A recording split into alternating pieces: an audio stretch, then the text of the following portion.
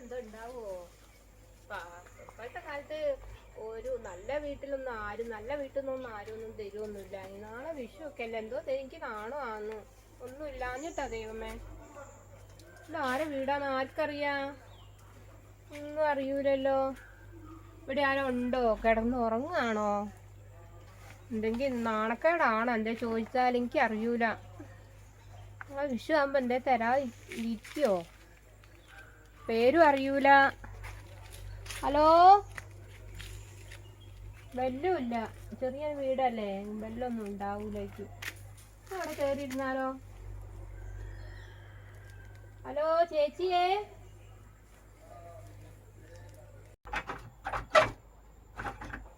വിളിച്ചിരിയല്ലോ. ഇപ്പൊ കിടന്നങ്ങ് മയങ്ങിയും പോയി വെയിലായിട്ട്. ആരെ വിളിച്ചത്? ആരെ കാണുന്നില്ല. ആരെ വിളിച്ചത്? എടുത്തിയേ കൊറേ നേരായി ഇവിടെ വന്നിരിക്കുന്നു. എന്താണ്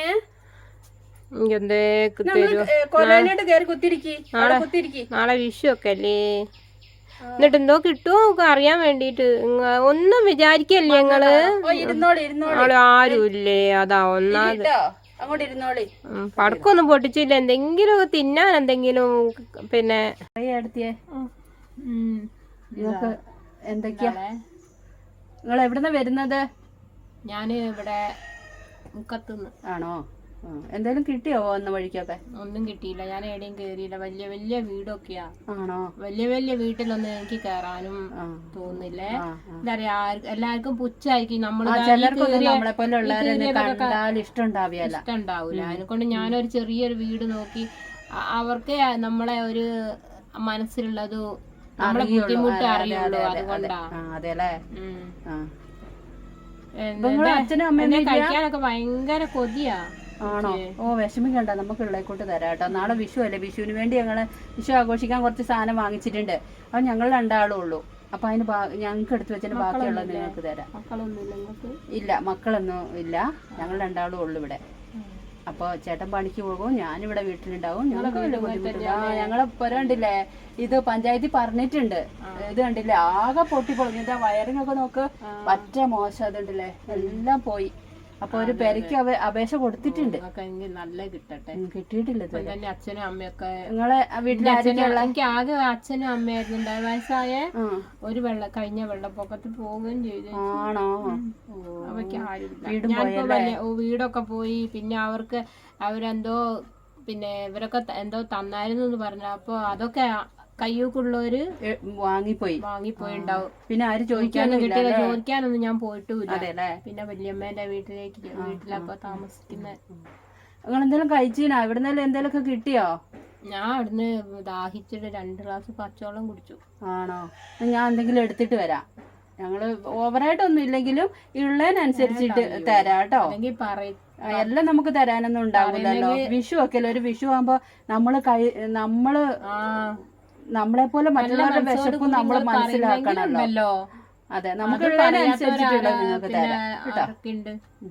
ശരി, എന്നാ ഞാൻ പോയിട്ട് എടുത്തിട്ട് വരാവേ. എനിക്ക് പച്ചവെള്ളം മതി ചേച്ചി.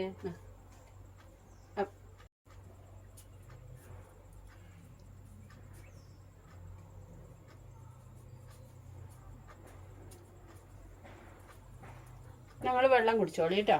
എന്നാ വെള്ളം കുടിച്ചോളി. കറിയൊന്നും വേണ്ട, വെള്ളം കുടിച്ചോളി. നമുക്കുള്ളതിനനുസരിച്ച് നമ്മൾ തരുന്നേ കേട്ടോ. വെള്ളം കുടിച്ചോ കേട്ടോ.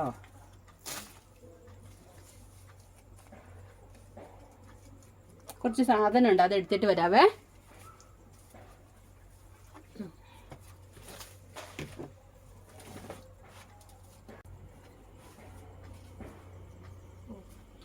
ചേച്ചി നല്ലൊരു മനസ്സുള്ള ഒരു ചേച്ചിയൊക്കെ. പിന്നെ ഇല്ലെങ്കിലും പാവണ്ട.